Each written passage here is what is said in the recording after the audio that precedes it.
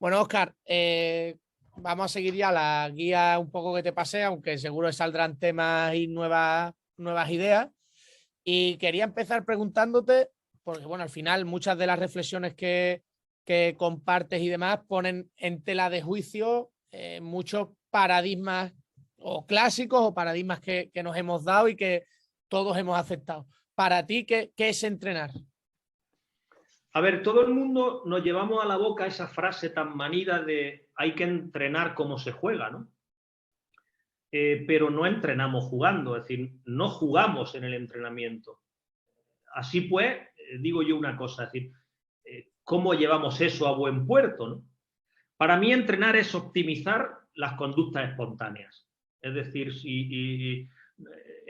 entrenar no es reproducir un juego imaginario, predado, ¿no? Que nace en el cerebro del entrenador, ¿no? Entrenar es posibilitar, ¿no? La expresión de esas capacidades, ¿no? Naturales de interacción que tienen los jugadores. Es decir, ¿de qué me sirve a mí entrenar reglando una situación simuladora para que haya un número determinado de contactos, para que pueda recibir de una determinada manera, para que queden los jugadores ubicados en los lugares que tú quieres que estén ubicados para que se den esas relaciones, si al final interactúan, no sé, Busquets con Paulinho, con todos mis respetos, ¿no? Sin embargo, sin reglas, ¿vale? Sin ningún tipo de reglas, sin ningún tipo de norma, sin ningún tipo de espacio del que tengan que ocupar sí o sí los jugadores. Tú vinculas en el entrenamiento la situación simuladora, vinculas a Busquets, a Pedri y a Gavi, pues eso que tú pretendes va a salir mucho mejor que si lo hace a través de reglas de provocación, ¿no? Es decir, la gran regla de provocación también está, ¿no? En esas relaciones, ¿no? Y para mí eso es entrenar, ¿no? El papel del entrenador es identificar dónde están esas conexiones de alta calidad, dónde están esas relaciones, dónde están esas interacciones que nos permiten sentir o intuir, ¿no? Que nuestro equipo es competitivo, que nuestro equipo puede ganar, que de entre todo lo que podemos y sabemos hacer, ¿vale? Hacemos aquello, ¿vale? Que nos, repito, que nos lleva a entender, ¿vale? Que haciendo eso, que es lo que mejor saben hacer, de entre todo lo que sabemos hacer, que haciendo eso vamos a poder estar cerca del mejor rendimiento que la propia plantilla puede llegar a hacer, ¿no? Es decir, es facilitar que emerja lo mejor de cada cual, ¿no? Y evidentemente eso emerge cuando somos capaces de entender que la situación de entrenamiento no es un juego reglado en el que hay que cumplir, ¿no? Repito, con unas determinadas reglas que van a provocar una serie de comportamientos, sino que es una manifestación de esa inteligencia que para mí es sublime y Sí. diferencial en el ser humano, ¿no? Que es en un deporte colectivo saber alinear, ¿no? Algo que hemos utilizado de manera despectiva durante mucho tiempo, ¿no? Es decir, hemos llamado de manera despectiva a otros entrenadores, son unos alineadores, ¿no? Pues yo creo que ahí está la esencia de todo, ¿no? En saber mezclarlos para que de ahí emerja lo mejor de cada cual, porque no olvidemos que como somos seres sociales, lo mejor de cada cual va a emerger en función de cómo sean las relaciones, ¿no? Con quién interactuamos y de qué forma interactuamos.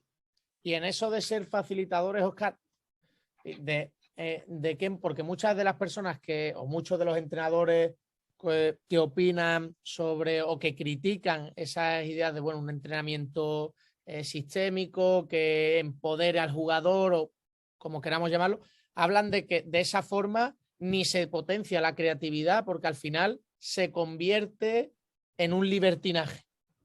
No, es que no estoy de acuerdo porque, es decir, las propias relaciones, para que me entiendas, llevan sus límites. Es decir, cuando tú eres capaz de identificar dónde está ese potencial interactivo, ¿no? En el equipo al que dirige,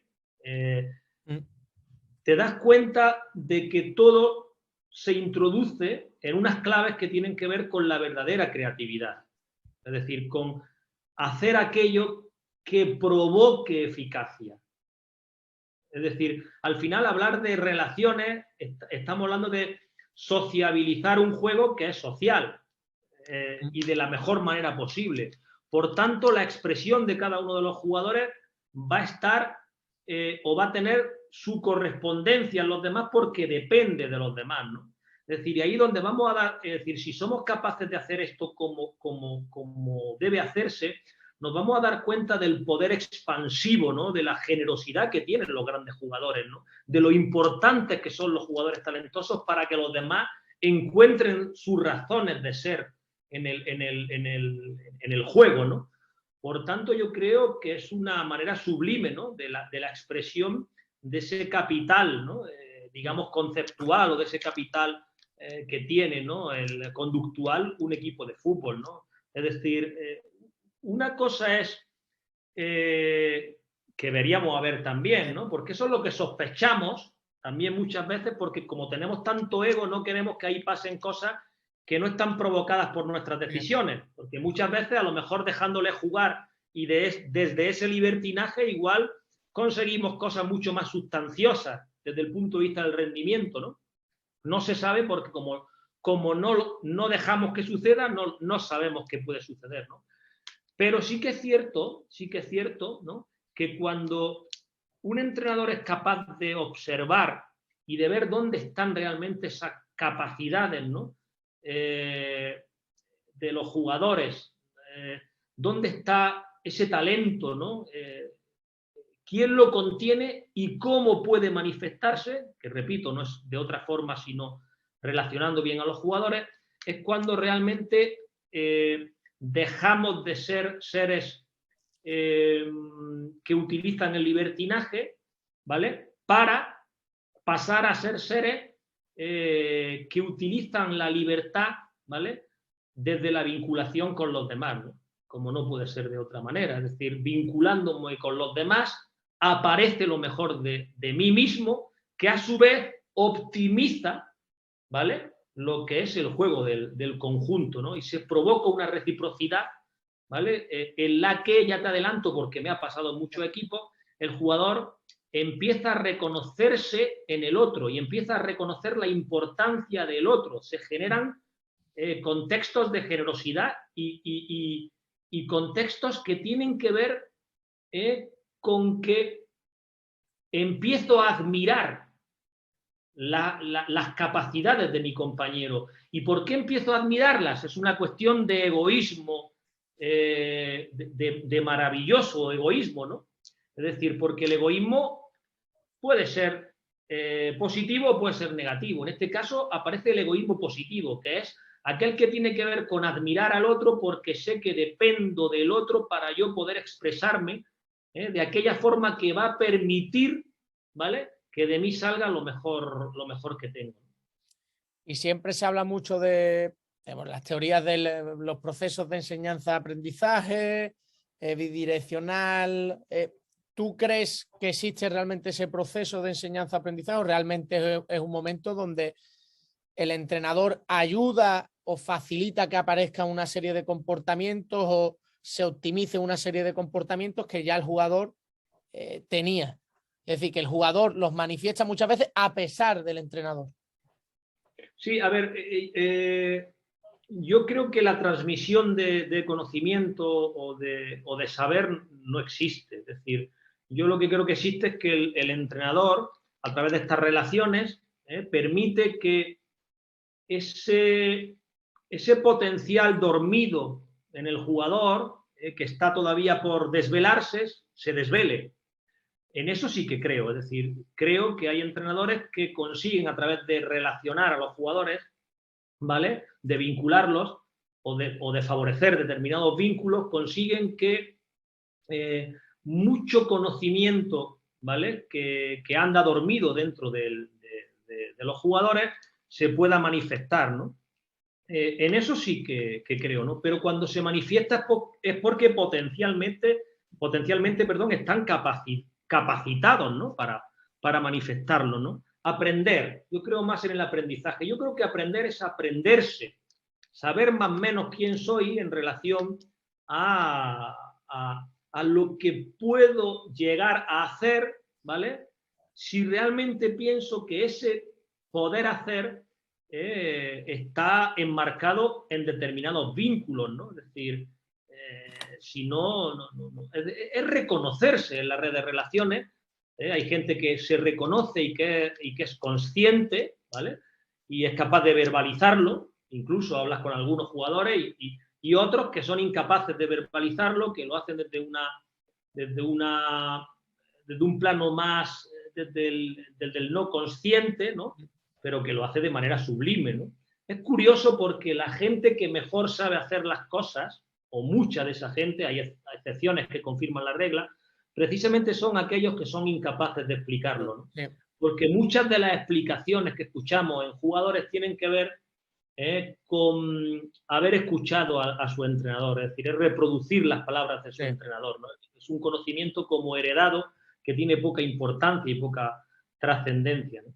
Es decir, por tanto, ese proceso de enseñanza, de aprendizaje, sobre todo, parte de lo relacional, ¿no? Y para mí es importante comprender que el entrenamiento o que un equipo de fútbol, en relación a su entrenador, equipo de fútbol, jugador, entrenador, ¿vale?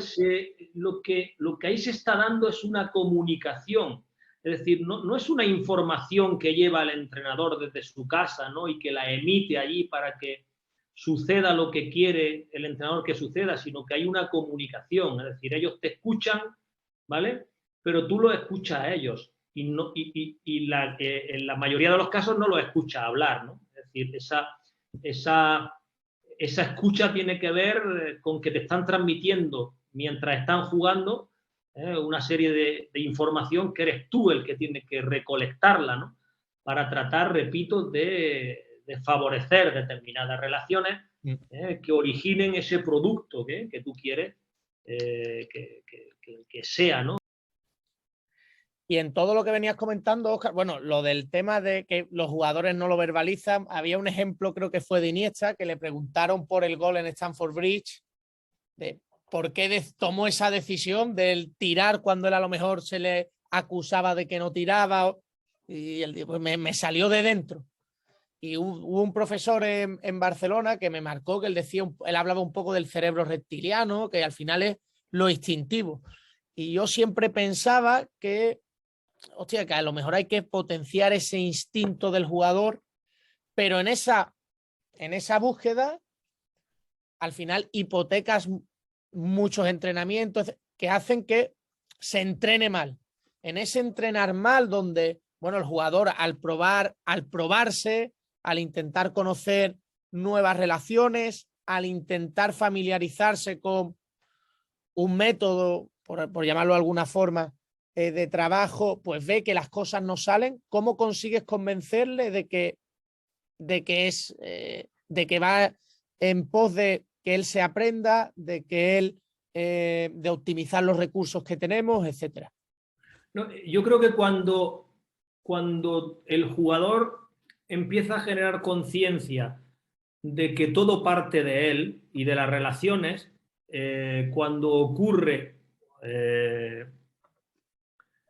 cuando entramos en una dinámica, ¿no?, que no es positiva en resultados, en sensaciones, el jugador no recurre, o por lo menos la familia que representa el jugador y los jugadores y el cuerpo técnico, no recurrimos a los lugares comunes, ¿no?, sino que buscamos ese contenido, eso que nos hace falta, ¿vale? Lo buscamos también en las relaciones. Y por lo tanto, no es que no solo no perdemos tiempo, sino que ganamos tiempo, porque vamos al meollo de la cuestión, ¿no?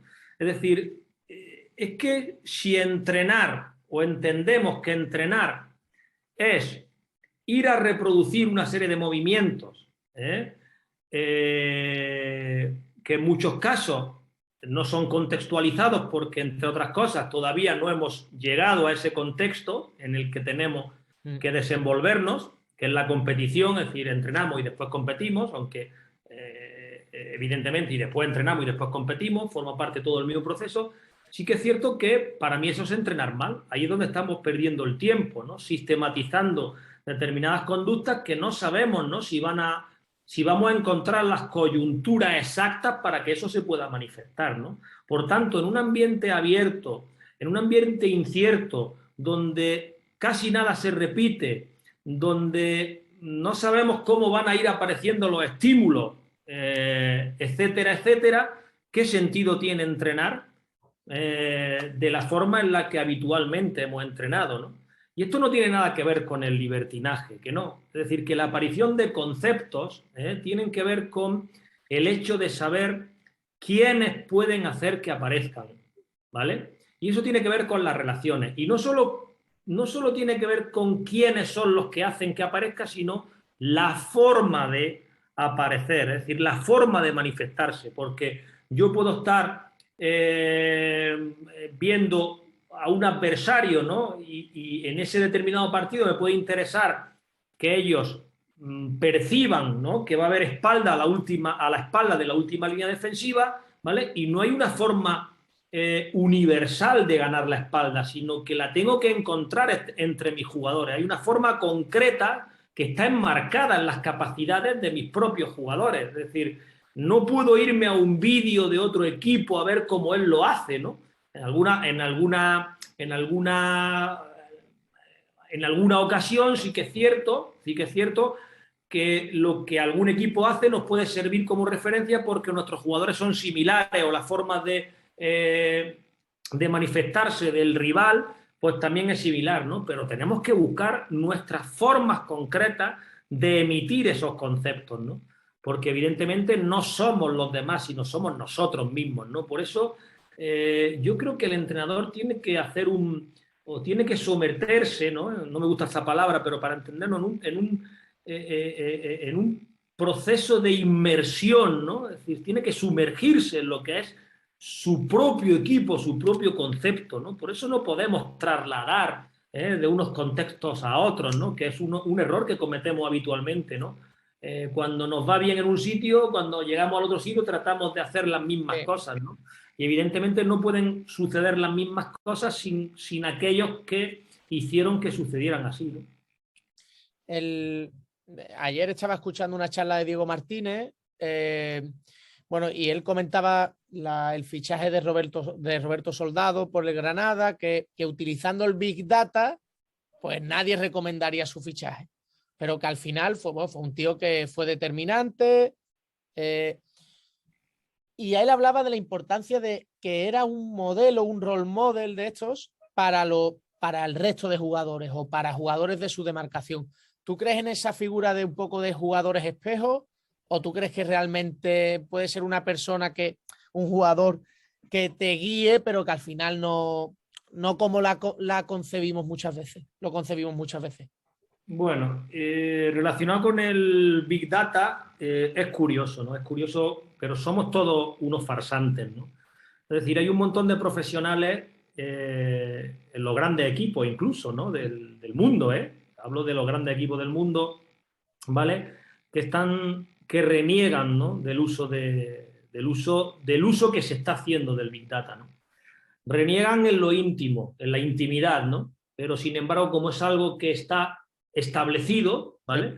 Son incapaces de decirlo públicamente, ¿no? Porque eso le haría sentirse ante los demás, ante sus jefes, como gente poco tecnológica y poco preparada para el futuro y poco evolucionada, ¿no? Sin embargo, todo el mundo critica el Big Data y la forma en la que se usa, ¿no? Y sobre todo la trascendencia que parece que ha cobrado, ¿no? Dicho sea de paso, si repasamos grandes publicaciones de grandes medios y en grandes competiciones o en grandes momentos, ¿no?, de la competición, le hace Champions, Eurocopa, etcétera, etcétera, por irnos a un caso muy concreto y poco profundo, es gracioso, ¿no? Es gracioso cuando elige el Big Data, elige el 11 ideal de estas competiciones. Y es curioso porque elige el mismo 11 que el panadero de mi barrio, es decir, a los buenos los reconocemos todos. No creo que haga falta saber quién es el bueno y quién es el malo, ¿no? Pero bueno, eso es un tema muy manido, ¿no? Yo, más que jugadores espejos, sí que creo en jugadores que en base a lo que ya tienes, ¿vale?, su incorporación provoca provoca grandes cambios positivos, ¿no? En lo que es la dinámica del juego de un equipo, ¿no? Muchas veces un pequeño cambio provoca grandes cambios, ¿no? Y posiblemente Diego, al que le guardo un cariño especial porque encima trabajamos juntos, ¿no? Él fue jugador mío, fue segundo entrenador mío y fíjate, él voló y yo me quedé en el nido, ¿no? Pero además creo mucho en él y en su forma de ver las cosas, pero yo creo en eso, ¿no? Yo creo que hay jugadores que por el contexto en el que se introducen, ¿no? Generan una armonía, ¿no? Una redondez, es decir, parece que faltaba esa pieza para que todo cobrara sentido, ¿no? Y eso es lo que hablábamos antes, ¿no? Los grandes jugadores son así, ¿no? Son capaces de generar dinámicas en las que los demás empiezan a reconocerse, ¿no? Ha pasado en el Barça esta temporada, ¿no? Es decir, desde un paradigma reduccionista, desde un paradigma no adecuado o que no está relacionado con lo que es la naturaleza de nuestro deporte, la naturaleza del ser humano, todo el mundo trataba de explicar que bueno, pues que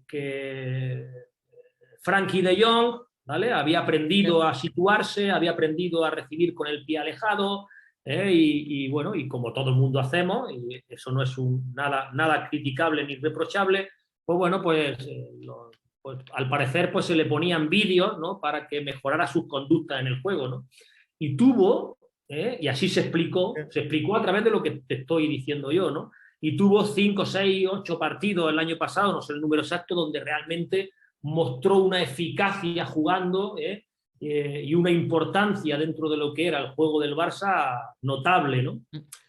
Curiosamente se lesionó Pedri, y al parecer se estropearon los ordenadores, ya nadie le decía dónde se tenía que ubicar porque empezó a jugar otra vez de manera un poco más desordenada, ¿no? Con lo que era el fluir natural de ese equipo, y vimos a un peor Frankie de Jong, ¿no? Por tanto, desde la perspectiva correcta, vemos que todo se genera a través de las interacciones y que hay jugadores, y esto responde a tu pregunta o a tu reflexión, que hay jugadores que son por su calidad determinantes para que todo pueda fluir de manera natural. ¿Y qué es conseguir que un equipo fluya? Y si conseguir, porque muchas veces se habla de la importancia de automatizar ciertos comportamientos. ¿Crees que ese fluir realmente, si lo unimos al concepto de automatización, realmente lo estamos evitando que fluya? Y que fluir tiene mucho más que ver con interpretaciones que dan los propios jugadores y que nosotros optimizamos. Bueno, se optimizan entre ellos. Nosotros lo que hacemos es no coartar esa optimización, sino facilitarla, ¿no? Por llamarlo de alguna manera. Yo es que creo que la gente cuando habla de repetir se lo lleva al ámbito de repetir una conducta determinada en un momento concreto del juego que ellos creen que va a aparecer, ¿vale? Y que va a aparecer emitiendo unos estímulos específicos que hay que saber reconocer, ¿no?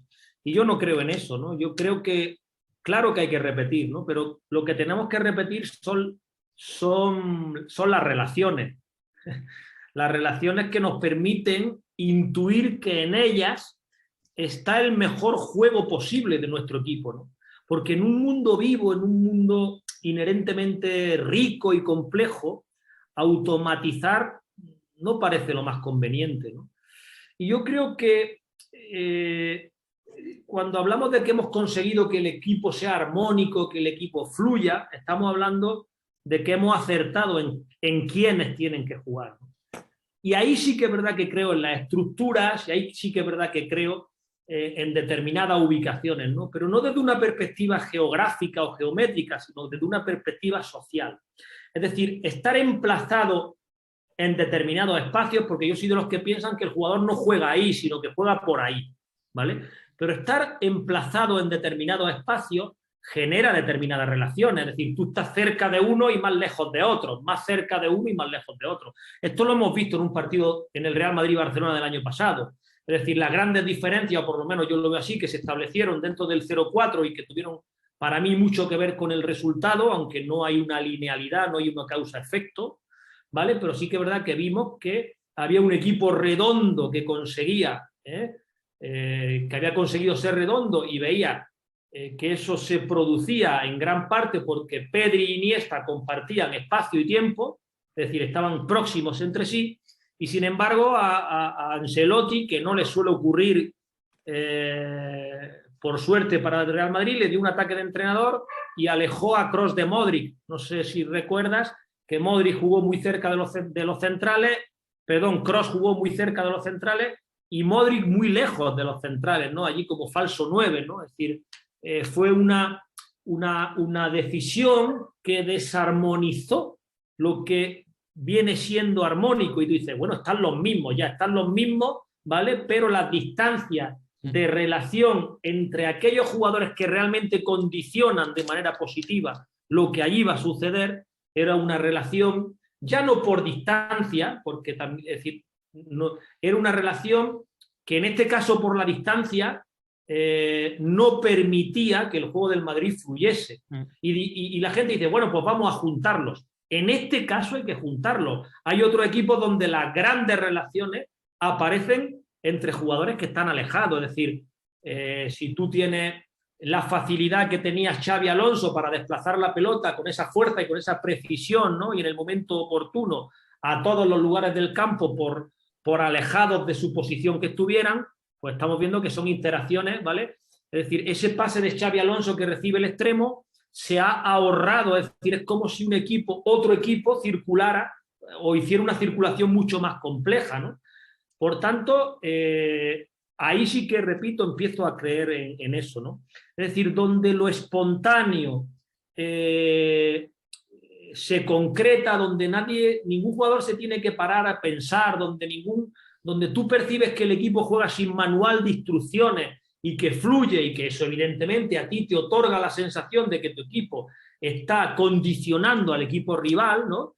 Donde nadie se para a pensar, donde nadie se detiene a ver dónde me pongo, dónde no me pongo, ¿vale? Eso es la fluidez de un equipo, ¿no? El Barça la encuentra de una manera, el Liverpool la encuentra de otra manera, el Chelsea la encuentra de otra manera, el Real Madrid la encuentra de otra manera, los Portland Trail Blazers lo encontraban de una manera, los Chicago Bulls la encontraban de una manera, y lo que hay que hacer es identificar de qué forma la puede encontrar o la podemos encontrar en nuestro equipo. Dicho sea de paso, ¿vale?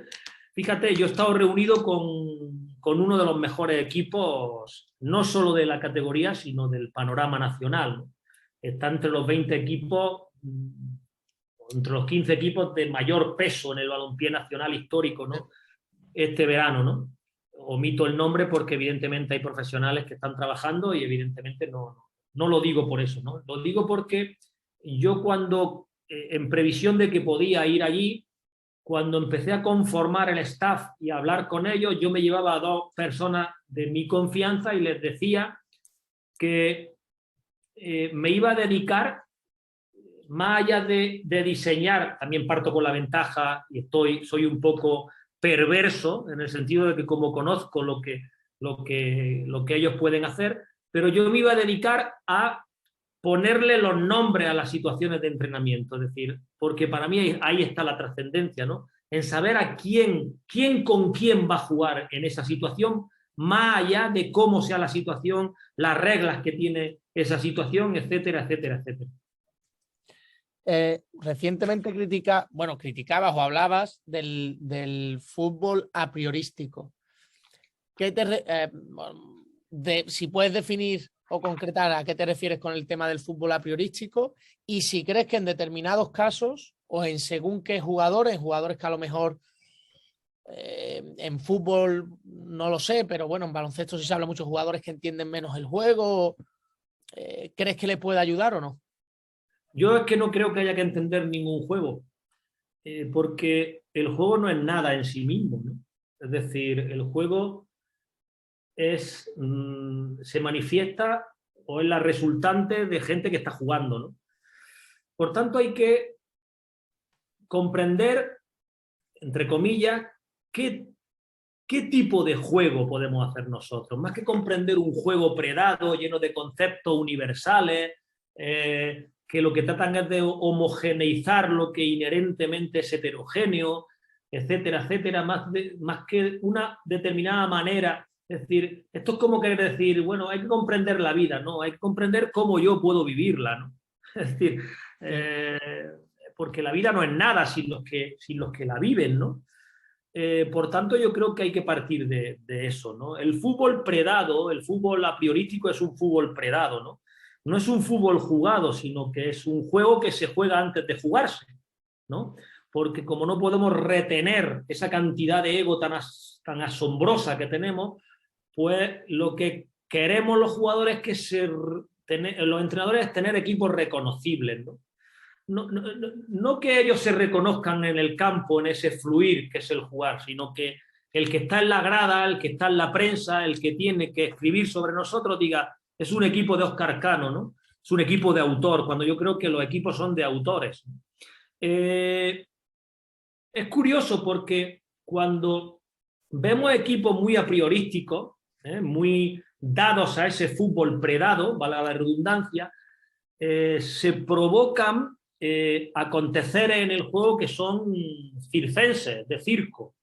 Es decir, son equipos donde la sobreactuación, ¿vale? Le gana a la naturalidad, o a lo que ahí realmente está ocurriendo, ¿no? Es decir, vemos equipos y jugadores que hacen movimientos raros cuando ya el pase está dado, pero tienen que estructurarse de tal manera que en muchas ocasiones pierde esa ventaja que ya el juego, al estar jugándolo, te está dando, ¿no? Es decir, y el objetivo de eso es ser reconocible. Es decir, si el lateral se tiene que interiorizar, en todas las jugadas se interioriza, esté la ventaja constituida o a través de eso vaya a constituir una ventaja o no la vaya a constituir, ¿no? Y yo creo más en que el fútbol no tiene o no atiende a roles concretos, ¿no? El único rol que desempeña el jugador es jugar, y a veces desempeñará el rol de fijador, un rol que estás llevando a cabo y que se desvanece a las décimas de segundo, que aparece, que se desvanece, es decir, todo aparece y todo va desvaneciéndose, es decir, no hay un rol concreto, no hay un contenido dentro de los roles, esos supuestos roles que tratamos de llevar a cabo dentro de un partido de fútbol, no tienen algo preciso o algo, no tienen un contenido concreto, ¿no? Porque, entre otras cosas, en muchas de las ocasiones, en la inmensa mayoría de las ocasiones, mi conducta, o yo no sé en quién me convierto con mi conducta para los demás, no solo para compañeros, sino para adversarios. Yo puedo tener una intención de moverme para recibir y en esa intención, ¿vale? Pues arrastrar a un jugador porque la respuesta defensiva que obtengo es que me persiguen, y otros que estaban fijando para que yo recibiera pasan a ser receptores potenciales. Por eso el rol es cambiante, ¿no? Es cambiante, no podemos salir a jugar a algo, ¿no? Porque también es curioso, y si abrimos los canales perceptivos y de observación sin ningún tipo de toxicidad, dentro de que eso es prácticamente imposible, nos daremos cuenta que los equipos que juegan a algo concreto acaban no manifestando ese algo concreto. Es curioso, es decir, esa jugada o ese posicionamiento que nos va a permitir que el circuito de pases sea concreto, ¿vale? Acaba no produciéndose, es decir, es lo que menos pasa. ¿Por qué?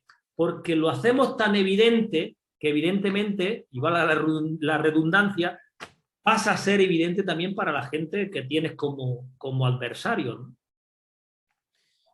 Antonio Iriondo, hace poco leí una entrevista a Antonio Iriondo, que creo que ahora está en el Sanluqueño, que él hablaba de principios del juego, para evitar esa, lo que llamaba automatización o esa previsibilidad, que él, a partir de los principios del juego, intentaba ayudar al jugador a comprender los diferentes roles cambiantes, etcétera, y me parecía muy, muy interesante, sobre todo aplicándolo al baloncesto, y no sé si tu idea también va un poco por ahí o no. A ver, lo que tiene que hacer la gente es gestionar esa incertidumbre que es inherente al juego. Y evidentemente los grandes jugadores son aquellos, como decía Menotti, que son capaces de emitir constantemente conductas engañosas. Es decir, tú estás viendo jugar a determinados mediocentros. ¿Cuál es la diferencia para mí? ¿Vale? Y sin con esto querer decir que uno es malo y otro es bueno, ¿no? Es decir, si si ayer es decir, yo he visto el Real Madrid sin Modric y sin Kroos y con Camavinga y con Tchouaméni, y para mí la gran diferencia es que Modric y Kroos, es decir, muchas de las decisiones que toman están blindadas contra la comprensión, ¿vale? Del que tienen enfrente, ¿no? Es decir, tú eres capaz de estar... Yo cuando veo un partido de fútbol y veo grandes jugadores, estoy atento porque sé que me van a sorprender. Sin embargo, cuando ves jugar a otro tipo de jugadores con otras condiciones, evidentemente cuando están en la élite es porque algo tendrán y algo que realmente les ha permitido llegar tan alto, cuando tú ves jugar a Pedri o ves jugar a Paulinho, los dos forman parte de la élite, pero Paulinho, los pases de Paulinho, los ritmos, etcétera, etcétera, todo es como más previsible, ¿no? Todo sigue una secuencia que es lógica para todos, ¿no? Sin embargo, cuando entran en contacto estos jugadores, ¿no? Que tienen otro tipo de talento, obviamente empiezan a ocurrir cosas que se escapan, ¿no? a lo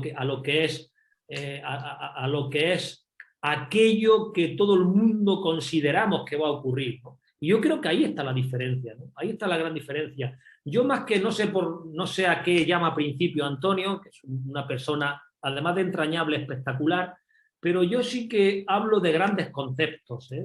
De grandes conceptos y de qué forma podemos llevarlo a cabo en función de quiénes somos, ¿no? Es decir, el jugador, evidentemente, los jugadores al relacionarse emiten una serie de comportamientos, ¿vale? Una serie de comportamientos que yo siempre digo que evidentemente sirven para que determinadas cosas o para aumentar la probabilidad de que determinadas cosas sucedan, ¿vale? Pero también, ¿vale? Tienen que servir para que también pueda suceder aquello que es inesperado.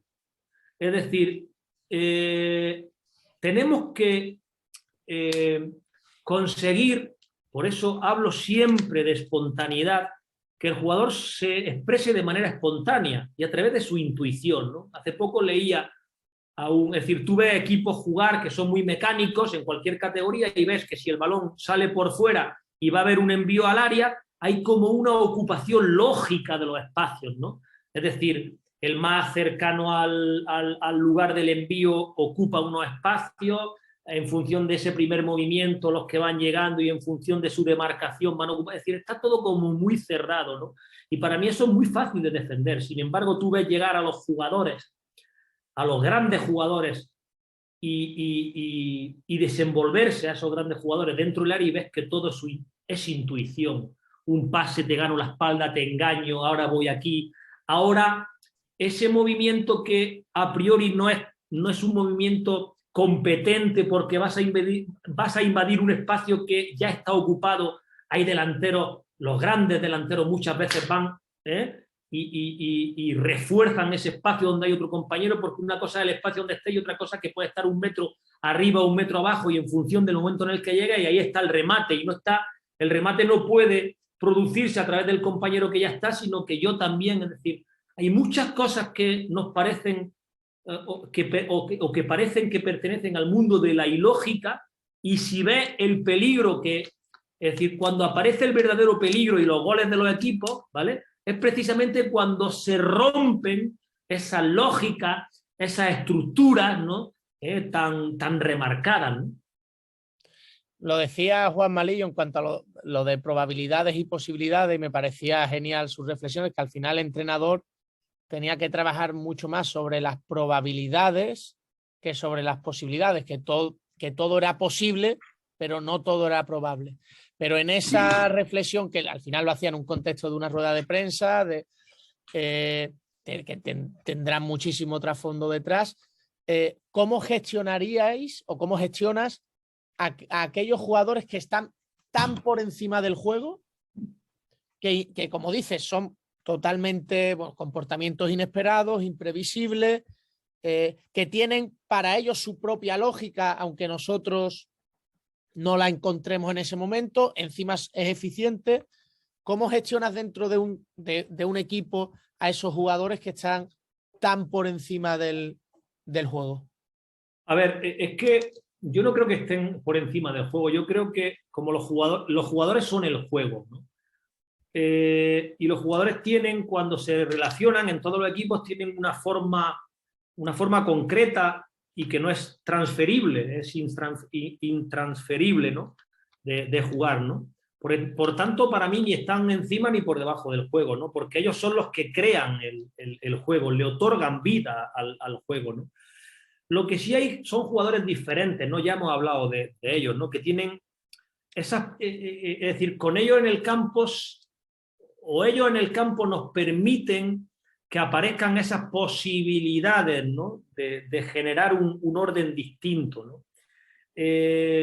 Y ahí podríamos hablar de los anárquicos, ¿no? De los jugadores que son anárquicos, ¿no? Yo los diferencio a los anárquicos, no me gusta diferenciar, pero sí que es verdad que para entenderme, o para hacerme entender, mejor dicho, los clasifico, ¿no? Odio esa palabra, pero en dos, ¿no? Hay anárquicos que no comprenden la naturaleza social de este juego, y hay otros que sí la comprenden, aunque aparentemente no la estén expresando, ¿vale? Es decir, podemos poner ejemplos.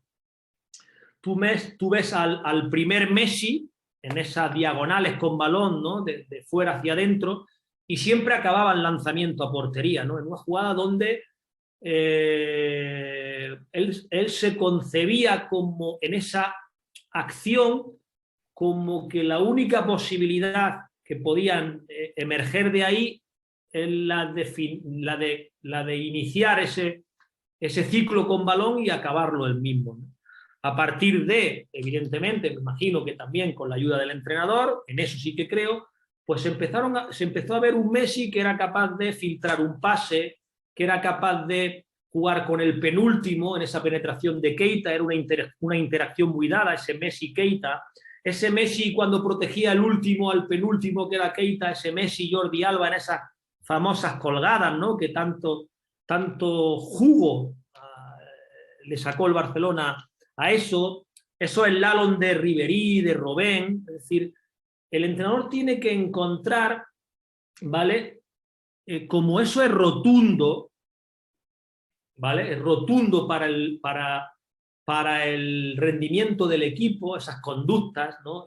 Esas características de los jugadores diferentes, evidentemente te hacen mejor equipo. Lo que sí que hay que encontrar es la forma de sociabilizar eso, ¿no? de hacerlo social, ¿no? No de extraerlo de lo que es el juego del equipo, es decir, no es no permitirlo, sino que se pueda expresar y que en su expresión tenga la eficacia que queremos que tenga, ¿no? Y ahí sí que creo mucho en la labor del entrenador, creo mucho, ¿no? en esa,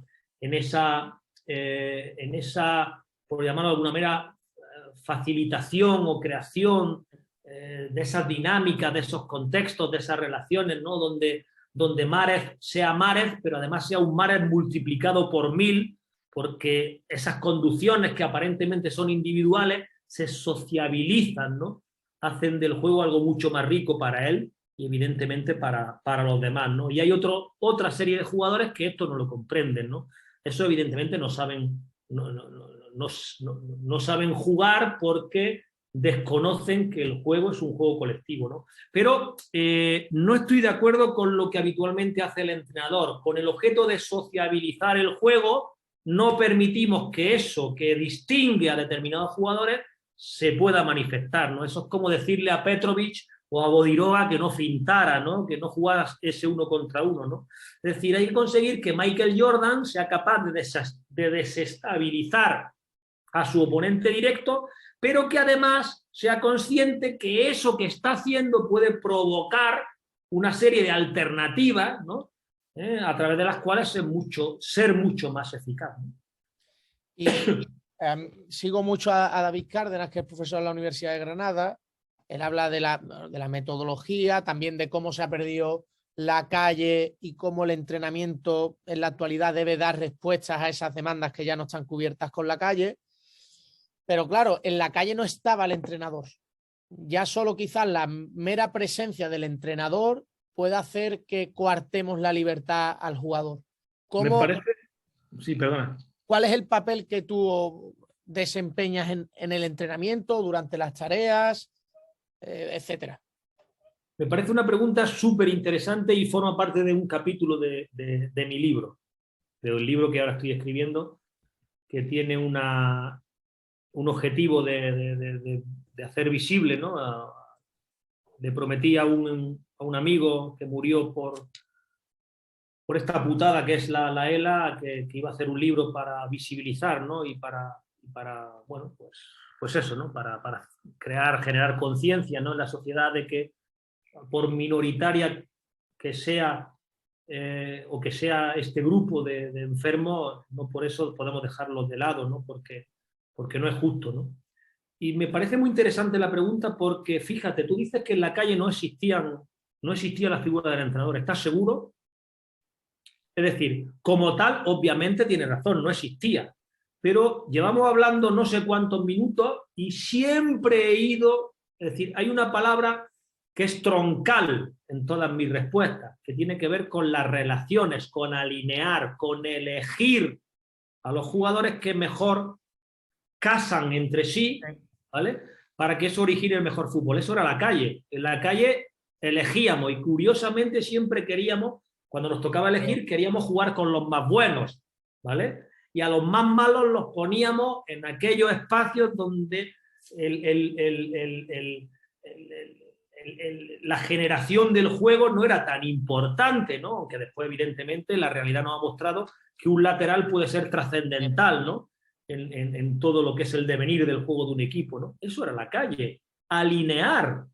Y eso es lo que tenemos que volver a ser. Evidentemente nos encontramos con unos espacios mucho más formales que no forman parte de lo que es una calle, no jugamos con piedras como portería, jugamos con petos, jugamos con un entrenador que emite una serie de información, etcétera, etcétera, pero sigue siendo el meollo de la cuestión, sigue siendo el mismo. Es decir, alinear a aquellos jugadores que contienen entre sí aquello que queremos que sea el producto, el juego de nuestros equipos. Es decir, por eso yo no hablo de modelo y hablo de identidad, porque la identidad de una persona física, de un grupo, es aquello que nos distingue. No nos distingue desde el punto de vista somos mejores o yo soy bueno y tú eres malo, sino que nos hace distintos a los demás porque somos distintos a los demás. Por eso yo creo en que hay un juego identitario en cada equipo, pero que no es un juego tampoco cerrado, que es un juego plural, que es un juego abierto, que es un juego como son nuestras neuronas. Es decir, nuestras neuronas son plásticas, es decir, si tienen una característica, su plasticidad, ¿no? Pues eso es lo que somos, ¿no? El ser humano, y eso es lo que son los jugadores, ¿no? Y hablo de rendir, y hablo de ganar, no hablo de cursilería, no hablo de poesía, no soy ningún filósofo. Yo lo que quiero es que si tengo un equipo que es capaz de hacer bien muchas cosas, no quiero reducirlo, porque si lo reduzco también la probabilidad de poder ganar, ¿no? Y en ese contexto, ¿crees que, no sé si te lo he leído o por redes sociales o en alguna de tus charlas, hablar de que no existe el plan de partido o si existe el plan de partido de verdad y cómo durante la semana vas conduciendo la organización del entrenamiento en función de la proximidad con el partido? A ver, por desgracia es un plan, ¿vale? Es una estrategia que reduce lo que esencialmente es complejo. Es decir, no tiene sentido, ¿no? Y empobrece lo que es rico, para mí, ¿no? Sí que debe existir, es decir, si hablamos de contextos, si hablamos de todo este tipo de conceptos, evidentemente tiene que existir una orientación relativa a las tendencias del adversario, saber cuáles son nuestras tendencias, pero considerando que lo que hacen o lo que nosotros hacemos todavía no se ha puesto de manifiesto de manera conjunta. Es decir, tenemos que imaginar qué puede ocurrir. Lo que hacen algunos equipos durante los partidos previos a nosotros, ¿vale? Igual no ocurre contra nosotros porque nosotros formamos parte del contexto, ¿no? Y yo creo que el jugador sí que tiene que tener información sobre lo que es el rival, pero también tiene que tener información sobre lo que puede hacer el rival, es decir, qué circuitos se le abren, ¿vale? Cuando tratamos de cortocircuitarnos entre nosotros, y eso nos lleva inevitablemente a ver al rival como alguien que va a tratar de evitar que hagamos determinadas cosas, pero que va a colaborar, siendo rival, ¿qué contrasentido va a colaborar a que podamos hacer otras, ¿no? Si no entrenamos de manera abierta, cuando esas nuevas circunstancias y coyunturas aparezcan, Pues, sí. no vamos a poder desenvolvernos en ellas porque tenemos un plan cerrado de partido, ¿no? Evidentemente que a mí me gusta conocer al rival y quiero que mis jugadores conozcan al rival, ¿no? Pero sobre todo los partidos, más que prepararlos, los partidos se juegan. Es decir, no podemos preparar algo que es imprevisible, pero sí que es cierto que necesitamos flexibles, pero ciertos marcos, ¿vale?, que nos orienten a poder hacer de entre todo lo que sabemos hacer aquello que sabemos que más daño va a hacer al rival.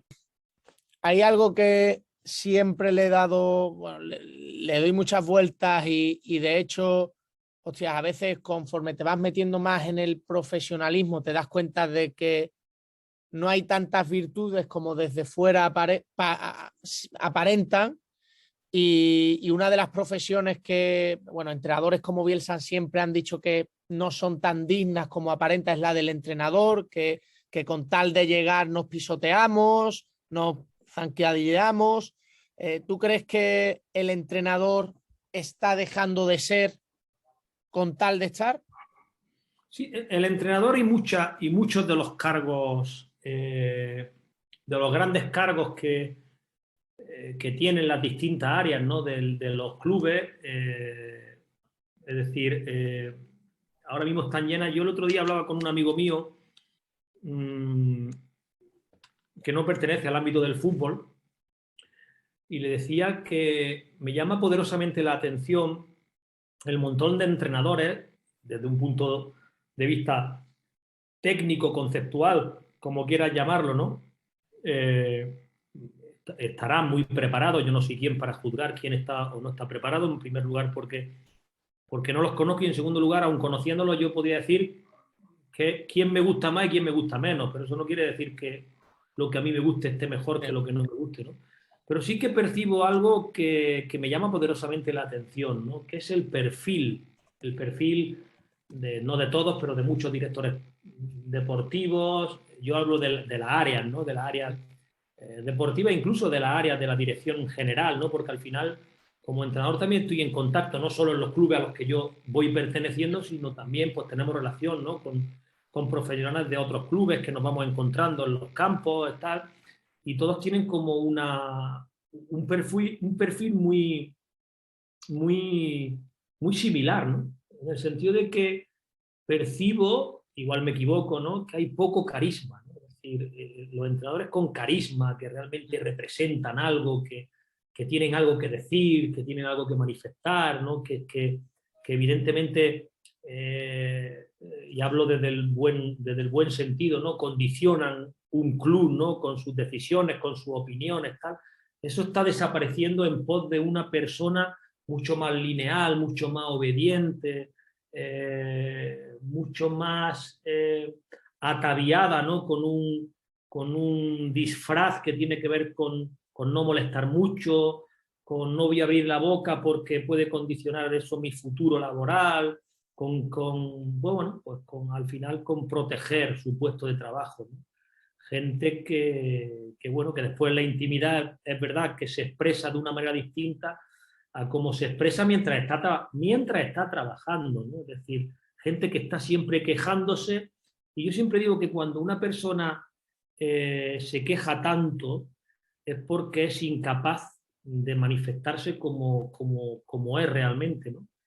Yo siempre digo que cuando salgo de los clubes evito que los medios de comunicación me llamen y tal, porque ellos lo hacen, o la mayoría de ellos, muchos de ellos lo hacen con el objeto de que yo critique lo que allí ha pasado o hable sobre lo que allí ha pasado, etcétera, etcétera. Y yo soy una persona que me manifiesto diariamente, ¿no?, desde el sentido de mi responsabilidad, de mi libertad y sobre todo que muchas veces, pues bueno, pues me equivoco, obviamente, muchísimas, pero siempre mi intención es hacerlo desde la sensación que aquello va a originar un bien común y que el club evolucione, ¿no? Evolucione o podamos crecer todos, ¿no? Entre otras cosas porque si el club crece, crezco yo, ¿no? Porque evidentemente eso es una relación recíproca, ¿no? Es una relación que es así, ¿no? Si crece el jugador, crece el equipo, y si crece el equipo, crece el jugador, es decir, se retroalimenta, ¿no? Así. Y veo una falta de carisma, ¿no? Importante, ¿no? En aquellos profesionales que están en los mejores o en los sitios más significativos, ¿no? de los clubes, ¿no? Y creo que ahí, pues eso origina pues una falta importante de espíritu crítico, del buen sentido de la palabra, repito, en pos de mantener el puesto de trabajo, ¿no? Veo demasiada gente fluir en la dirección en la que, aunque sea una dirección que ellos mismos como profesionales y como expertos en la materia, como gente que sabe que para eso fue puesta ahí, ¿no? Pues bueno, es decir, yo creo que hay muchas decisiones. También lo digo porque he hablado con muchos profesionales que, por ejemplo, tienen que elegir a entrenadores y lo hacen pensando en qué entrenador le va a gustar a mi presidente, ¿no? Es decir, no lo hacen desde la convicción propia de voy a poner a este entrenador porque su presencia va a originar que tengamos estas fortalezas o que el club vaya creciendo por ahí o por acá, sino pensando mucho en qué pensarán los demás, ¿no? Y en este caso, entendiendo a los demás como aquellos que le otorgan la posibilidad de estar trabajando y de cobrar un salario, ¿no? Y en relación a esa falta de carisma, Óscar, ¿crees que se está perdiendo eso, lo que siempre se ha llamado como proyectos, los proyectos deportivos? Eso, yo creo que casi que no han existido nunca, ¿no? Lo que pasa es que antes éramos tan pocos entrenadores que evidentemente si tú echabas un entrenador en los años 80 había poco donde elegir o casi nada donde elegir, ¿no? Pero eso se ha exagerado hasta una dimensión casi, te diría yo, casi surrealista, ¿no? Es decir, ahora, no sé, el otro día leía por algún sitio que había entrenadores en la Serie B italiana que ya estaban en entredicho. Bueno, y miré, digo, igual es que empezó la temporada en el mes de mayo, ¿no? Y no, empezó lo mismo que la Liga Española. Llevaban una jornada, habían perdido y ya le estaban buscando sustitutos. De hecho, esta semana, a la tercera jornada, hay entrenadores en riesgo de perder el puesto, ¿no? Eso se está exagerando, pero porque la inmensa mayoría de los entrenadores, yo hablo de mi cargo, la inmensa mayoría de los entrenadores estamos fuera. Es decir, hay un número que sobrepasa en miles de los que no están entrenando sobre los que están entrenando, ¿no? Y eso provoca una fuerza externa que tiene que ver con que también tienen, evidentemente, ellos tienen también a su altavoces, ¿no? Que son, pues eso, los representantes. Ellos, pues los que están fuera hablan con los representantes, le dicen, mira, este equipo que encaja muchos goles. Y claro, para el dueño de un equipo cuando está perdiendo es muy sugerente escuchar que determinada persona que no está es la que tiene la solución, ¿no? Somos tantos, los títulos se regalan, obviamente, porque esto es un negocio más, y un negocio que está pervertido, en el sentido de que los títulos se regalan, no hace falta... decir, Claro, sí. mi hermana que no le gusta el fútbol puede tener el mismo título que yo, ¿no? Es decir, ¿por qué? Porque al final al que cursa estos estudios no se le exige saber, ¿no? Porque si exige, corre el riesgo de tener que suspender, ¿vale? Y si en una academia su carta de presentación es que la mitad de los alumnos suspenden, pues evidentemente se van a apuntar, como decimos aquí en Granada, en aquella academia que otorga los títulos. Ya sí. no hace falta ni ir, ¿no? Pues entonces somos miles los entrenadores, ¿no? Y como también el fútbol es tan imprevisible que el que aparentemente es bueno pierde muchas veces y el que aparentemente es malo, es decir, aquí gana cualquiera y pierde cualquiera, pues hace que haya estos continuos cambios y que el proyecto se reduzca a una concatenación de resultados a través de los cuales pues, al dirigente de turno le da por manifestar que tenemos un proyecto, ¿no? Es decir, a mí eso me ha pasado en Castellón, ¿no? se han llenado la boca de la palabra proyecto, se han reunido conmigo, me han ofrecido 3 años de contrato, me han dicho que soy o que voy a ser el Ferguson de Castellón, y a la que vinieron 2 resultados malos me fui a mi casa como otro cualquiera, ¿no?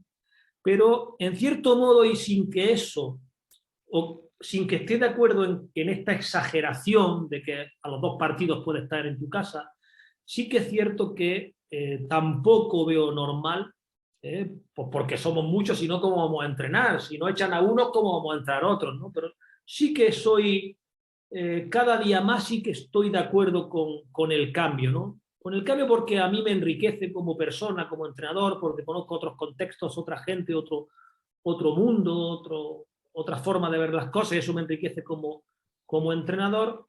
Y también porque, evidentemente, si los clubes ahora les da por ponerse de moda que los entrenadores duran 2-3 años en los lugares, evidentemente nos tendríamos que buscar otra profesión para dar de comer a los niños, ¿no? Yo creo que hay un término medio, ¿no? Yo creo que hay un término medio, ¿no? Pero claro, es decir, como todo está basado en que los clubes están dirigidos por personas que pertenecen al mundo de la empresa y que han añadido al fútbol lo positivo del mundo empresarial, pero también lo negativo, es decir, ellos creen, una persona que sea exitosa en su trabajo cree que el fútbol es un ámbito parecido a donde él consigue los éxitos, ¿no? Y no es así, ¿no? Entonces se tiene mucha menos paciencia, ¿no? Pero yo hace tiempo que lo comprendí y es difícil que yo lo pase mal, a no ser que, es decir, si lo llevamos al ámbito de las relaciones, de lo que allí se construye, ¿no? entre los jugadores y yo, en este caso, por no hablar de otros, sí que es verdad que me jode, ¿no? Me jode perder la posibilidad de trabajar, más allá de que me encanta entrenar, pero cada vez lo entiendo más y lo llevo con una mayor naturalidad. ¿Y en qué ha cambiado el Óscar que empezaba a entrenar con el Óscar actual? Pues bueno, pues yo creo que se me habían ido cayendo pedacitos de ego. Esto es como un cascarón de un huevo. Somos un huevo que tenemos un cascarón, y a medida que la vida nos va, es decir, a medida que, como decía Antonio Escotado, que tenemos el valor de enfrentarnos a la realidad, ese cascarón pues se va descascarillando, o como se diga, aquí en Granada se dice así, no sé si existe ese término, y se nos van cayendo pedacitos de ego porque la vida nos demuestra que las cosas no pasan por nosotros, ¿no? Porque nosotros estemos en ese momento concreto, ¿no? Ahí, ¿no? Sino pasaron con nosotros, y muchas veces le damos una explicación a lo que pasó, evidentemente interesada, y que nos sitúa, ¿no? en un papel protagonista de lo que allí ha sucedido.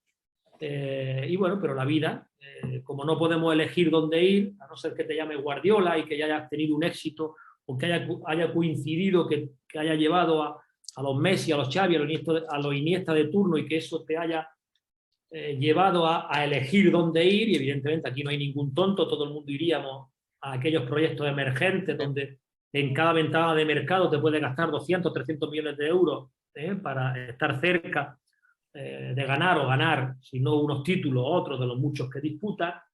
La vida te va mostrando que las cosas no pasan por ti, que no eres tan trascendente, que no eres tan importante, que puede ganar cualquiera y que tú formas parte de esos cualquiera.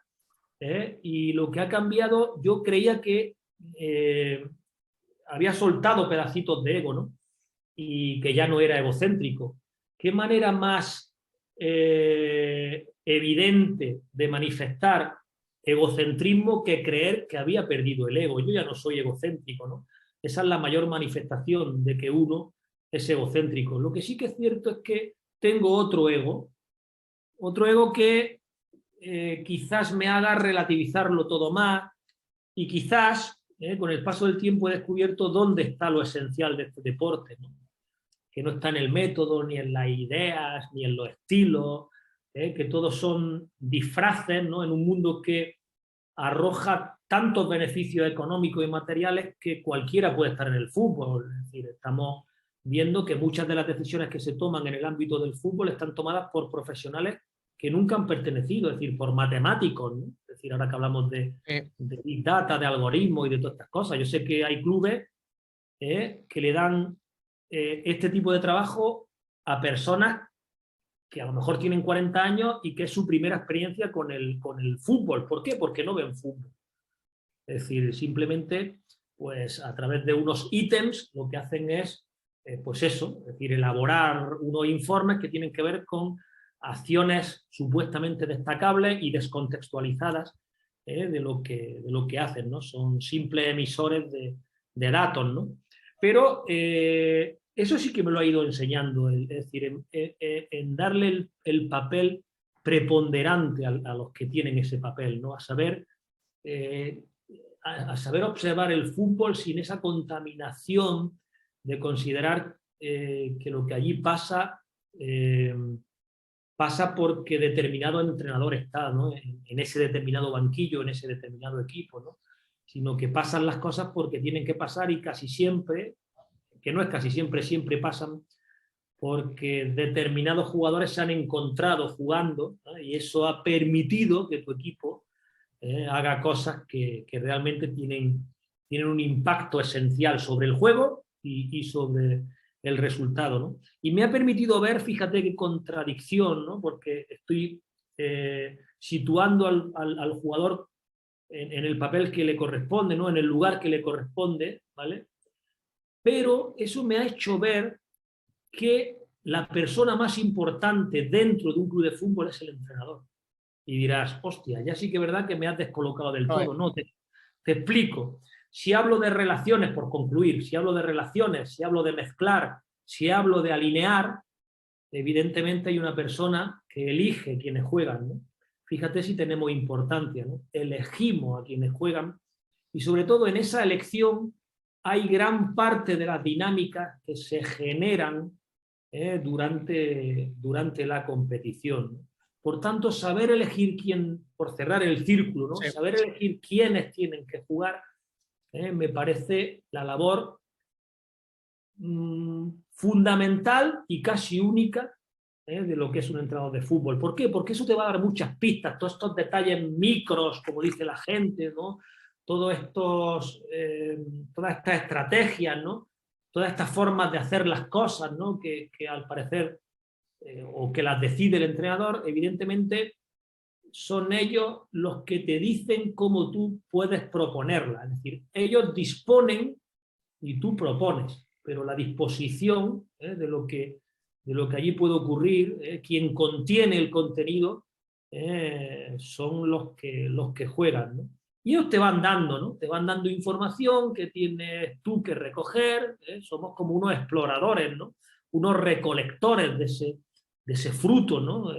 Mientras que ellos están relacionando y evidentemente pues tú después decides, es decir, si tú durante ese famoso plan de partido pues quieres defender más alto, más bajo, esto no es defender más alto, ni tomar como referencia la presión del Barcelona, ¿no? Tú tienes que tomar como referencia que quieres defender o que quieres ser muy activo, muy proactivo a la pérdida de balón, pero tienes que ver no solo cómo has perdido el balón, sino quiénes son tus jugadores, porque a lo mejor en tu equipo lo puedes hacer disuadiendo determinadas líneas de pase y en otros equipos, por la naturaleza de los jugadores que tienes, puedes hacerlo repitiendo esfuerzos, ¿no?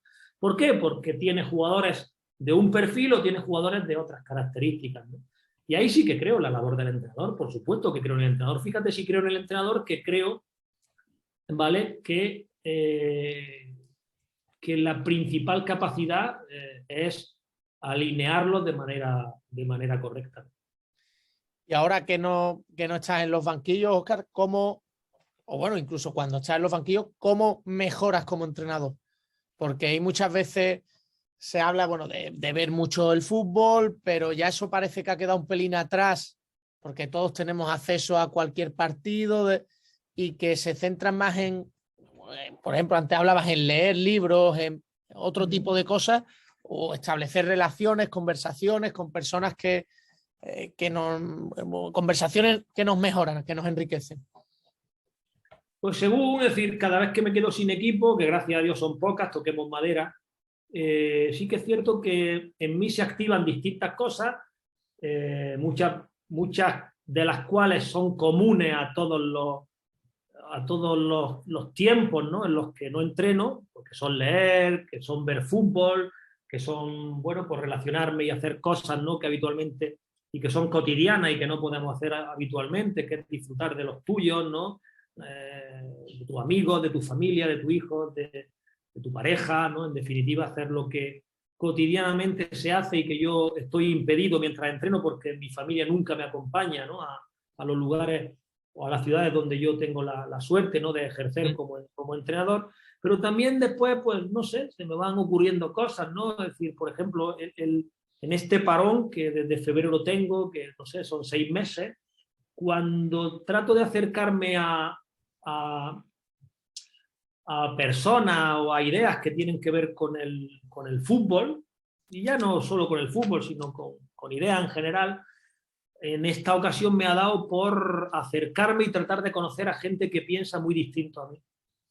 Hay veces en los que nosotros, entiéndeme la palabra, nos masturbamos porque cuando tenemos tiempo libre siempre nos asociamos y vamos a ver a aquella gente que piensa como tú, y eso hace que tu ego engorde, que tus convicciones se reafirmen, sí.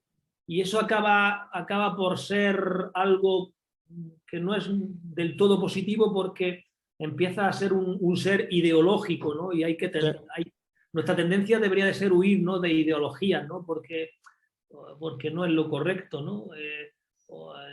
Porque eso nos llevaría a posicionarnos en un lugar a través del cual o desde el cual atentamos contra todo lo que es distinto a nosotros, ¿no? Y en esta ocasión me he ido acercando de manera directa, de manera indirecta, a través de documentales, de amigos de entrenadores que aparentemente son tan distintos a mí, a cómo yo concibo las cosas, que estoy en esa, en conocer gente que es muy distinta, ¿no? Más allá de lo que te pueda aportar, fíjate, es también reconocer que muchas de las personas que están en la antípoda de tus pensamientos, ¿vale? Son mucho más parecidas a ti de lo que tú consideras que son. Es decir, al final no estamos tan lejos los unos de los otros, ¿no? Y tenemos pautas que nos conectan, ¿no? Como dice la teoría de sistemas, ¿no? Es decir, hemos considerado que la complementariedad tiene que ver con ser parecido a otro, con ser similar a otro, ¿no? Y gente muy distinta, muy complementaria. Gente muy, muy distinta puede llegar a ser muy complementaria. Ocurre en el juego, ¿no? Es decir, hay gente que aparentemente no pega en determinadas organizaciones, en determinados equipos, y sin embargo los ves fluir, ¿no? Es decir, ¿qué tiene que ver Vinicius con Benzema y lo bien que fusionan, ¿no? ¿Qué tiene que ver Casemiro con Modric y con Kroos y lo bien que fusiona eso, ¿no? ¿Qué tenía que ver aquel Pedrito del Barça, o aquel Vidal o aquel Keita y lo bien que fusionaba con todo lo demás? Es decir, eso es ser entrenador, ¿no? Encontrar las pautas que conectan, que nos conectan y que nos permiten ver que a través de esas conexiones puede emerger un tipo de juego que nos pueda llevar a lo que en definitiva queremos todos. Yo hablo desde el ámbito profesional, que es ganar, ¿no? Y en ese, bueno, le hablas de la complementariedad, de que al final seres muy diferentes se complementan. A la hora de organizar tu staff, de entrenadores, asistentes y demás, ¿sueles buscar esa complementariedad o personas con las que sintonizas en la misma onda?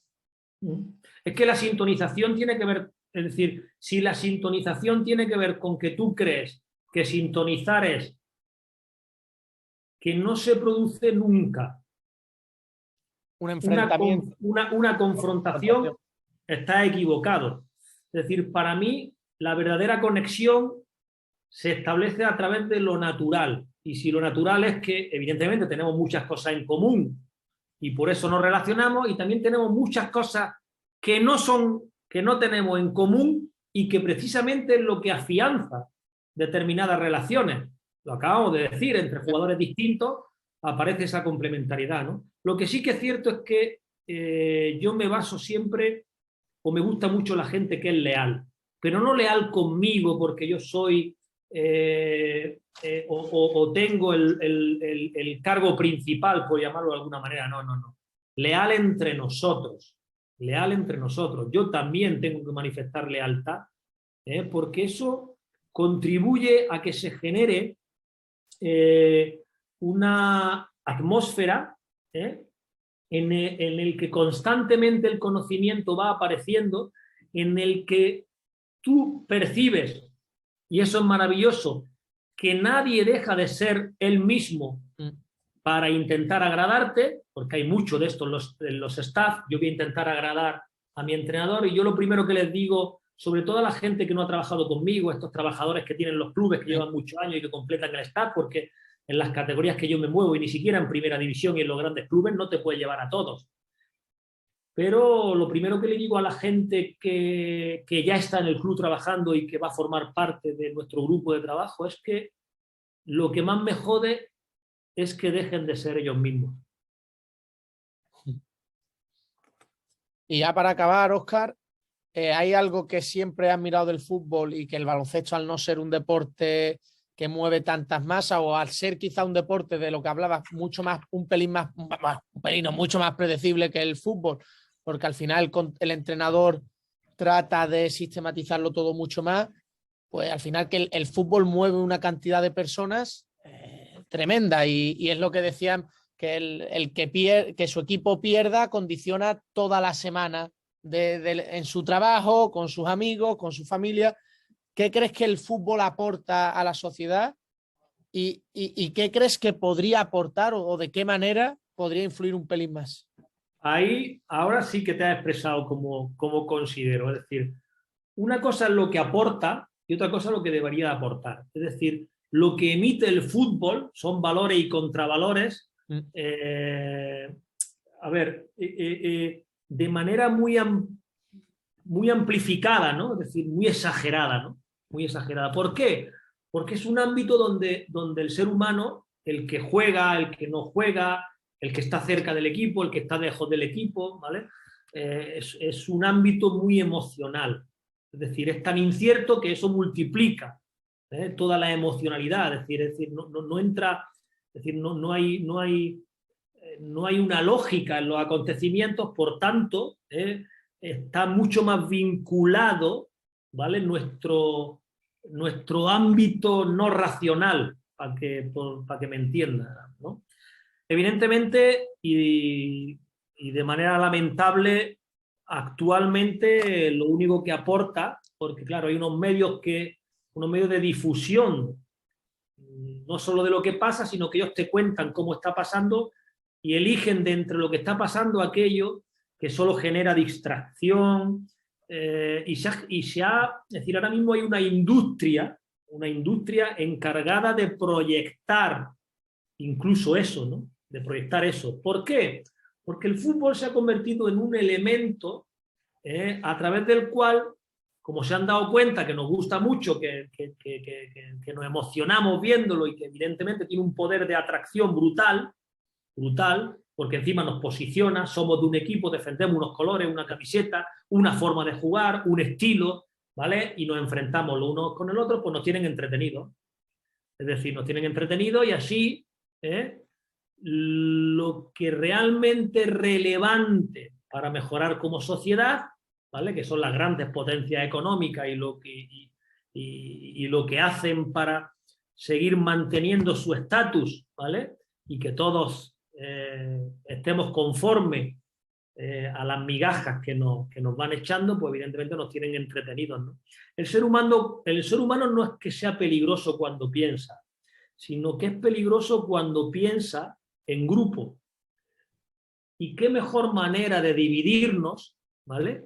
Para que seamos menos grupo, de pensar como de manera atomizada, es decir, de tener unas creencias firmes y contrarias a las que tiene el que tengo enfrente, ¿vale? Y entretenerme, ¿no? En todo ese mare magnum de idioteces, ¿no? Que proyectan ahora mismo las televisiones y los demás medios de comunicación. Y así, pues, hay una cortina ahí de humo que van utilizando la gente que realmente nos maneja como si fuésemos títeres, ¿no? De hecho, las grandes fortunas del mundo están metidos en el mundo del fútbol, ¿no? Pertenecen al mundo del fútbol y de toda esta industria que hay montada alrededor del mismo, ¿no?